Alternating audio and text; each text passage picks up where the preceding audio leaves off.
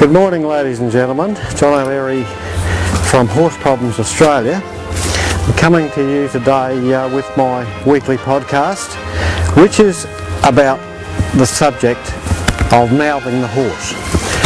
I'm riding here one of my breakers. In America you may call them starters or green horse. And this is the first ride that this horse has ever had in its career out of the round pen. We are in 80 km/h morning traffic here on this road, and higher, and trucks and motorbikes. And I wanted to show you that this is part of the course for horses that I train and break in.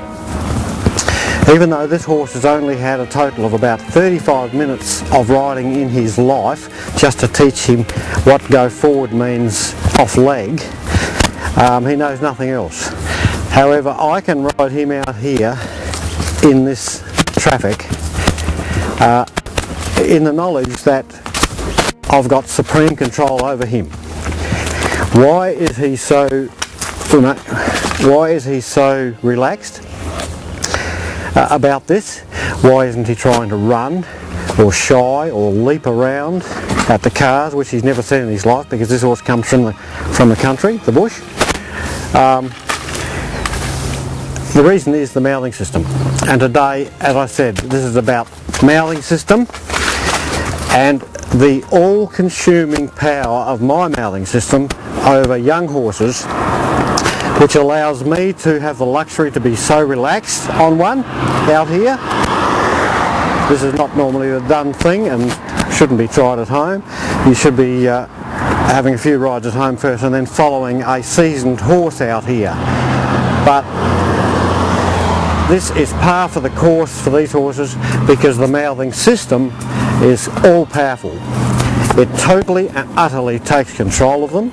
It totally brainwashes them. And that in turn makes them relax. They relax in the knowledge that this set of reins here will look after them and not get them in trouble, because they are so used to giving to it because of the mouthing system.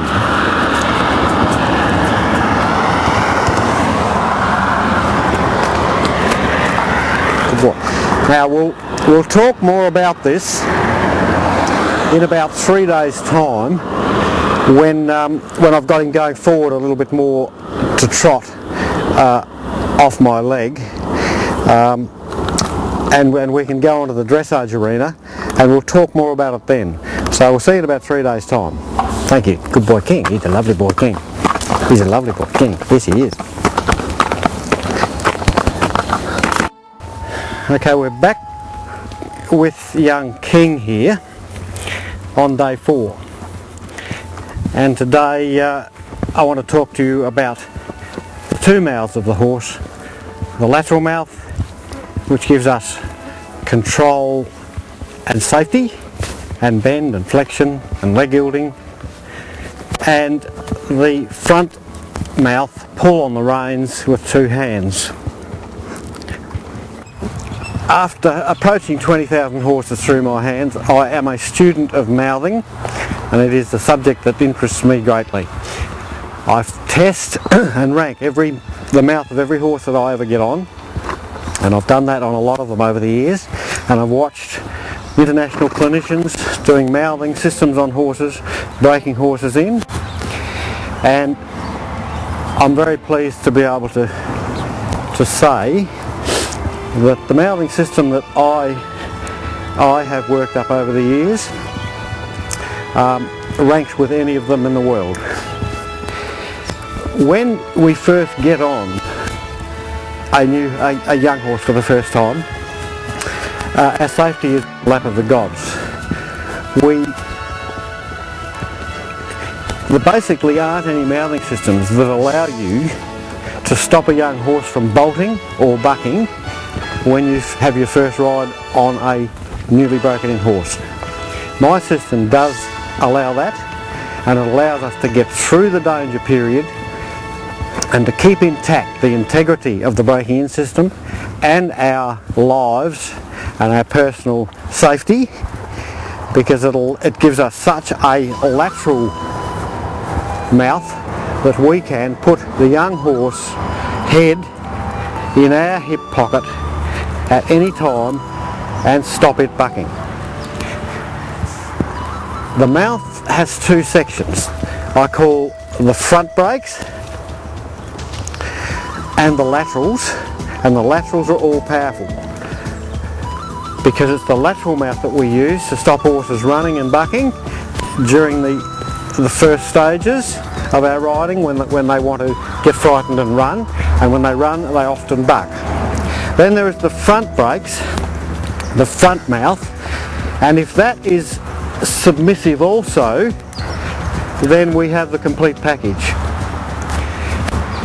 If I hand a young horse over to a client, and that client happens to be in the competition phase of the English world or even the Western world, I like to see them, and I like to give them a horse whereby if they pick up the reins, the horse's head goes down and where it should go, with lightness and submission. And so this young one, I should be able to trot around here and put his head somewhere along the lines where the German training scale says it should be, so that the young horse can build up the longitudinal muscles, the top line, etc., rather than be going around on a loose rein, wasting months and months and months, and the young horse learning ignorance and more ignorance and more ignorance, and then suddenly one day we want to put its head down and we can't, and that happens all of the time. So this is how I expect my young ones to travel, and if I take up a contact, even though it is light as a feather contact, I'll just take the reins in two fingers. Walk on, good boy King. He's a good boy, he's a lovely boy. I haven't spoken to you, have I? Eh? 2 fingers. He should basically be going down, not thinking up, at the walk, trot and canter. Now I haven't cantered this horse, of course, and he's not ready to be cantered, and he's only a young boy anyway, so I won't be cantering this one.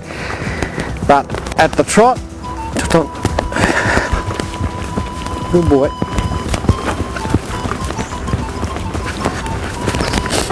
In my opinion, the breaker, as we call them here in Australia, or the starter, or green horse as you may call them in America, should be able to go around, if it has got a mouth on it that is a 10 out of 10 on my ranking, like that. Good boy King, he's a lovely boy, yes he is, he's a lovely boy King.